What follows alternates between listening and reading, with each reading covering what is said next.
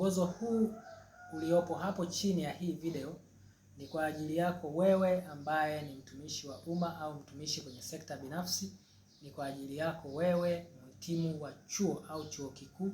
Ni kwa ajili yako mwanafunzi wa chuo au chuo kikuu. Ni kwa ajili yako mfanyabiashara au mtu yoyote ambaye unatamani kuwa na kipato cha ziada. Mimi naitwa Yuda, ni mtumishi wa umma na nilianza kufanya hii biashara mwanzo kwa sababu nilikuwa na changamoto ya kiafya.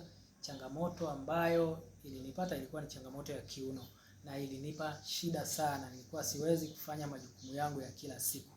Nilifanya matibabu ya hospitali na yalinisaidia sana, lakini kwa kuwa changamoto hii ilichukua muda mrefu, ilibidi nifanye na taratibu zingine ambazo zingenisaidia, na mojawapo ni kutumia bidhaa za hii kampuni.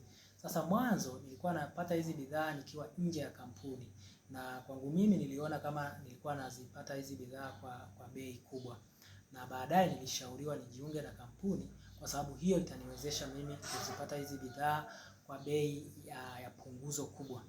Kwa hivyo nilijiunga nikiwa natamani tu kupata bidhaa zangu kwa ajili ya afya na changamoto niliyokuwa nayo. Lakini nilipoingia ndani ya kampuni niliona hii ni fursa ya biashara, kwa sababu kwanza ni biashara ambayo naweza nikaifanya kwa muda wangu wa ziada. Kumbuka mimi ni mtumishi na muda mwingi niko kazini. Kwa hivyo naweza nikatumia ule muda mwingine nikafanya hii biashara, lakini pia sihitaji kuwa na eneo la biashara, kwa maana ya kwamba naweza nikafanya hii biashara nikiwa popote, nikiwa safarini, popote pale. Sihitaji eneo la kibiashara, sihitaji usimamizi wa biashara. Kwa hivyo zile gharama zingine nyingi ambazo tunazijua za uanzishwaji wa biashara nitaziepuka. Lakini jambo lingine ni kwamba kuanza kufanya hii biashara nahitaji mtaji mdogo sana. Kwa hivyo na mimi nikaona hii ni fursa, kwa sababu suala la mtaji huwa ni changamoto kwa watu wengi ambao wanatamani kuanza kufanya biashara.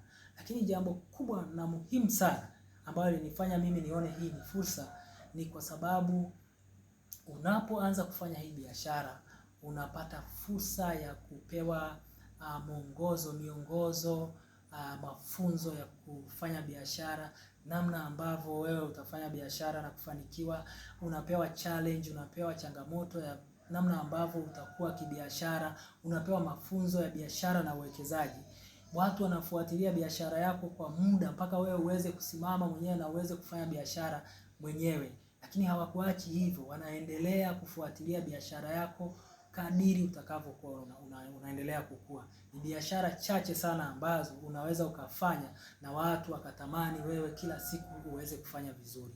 Kwa hivyo mimi niliona hii ni fursa kubwa sana, na ndio maana nikashare na wewe hii fursa, na nimeandaa mwongozo mfupi sana ambao utakusaidia wewe uweze kuelewa biashara hii inafanyikaje, biashara hii wewe utafaidika nini, na mambo mengine mengi ambayo utayapata. Na usipoelewa basi tutazidi kuwasiliana na mimi.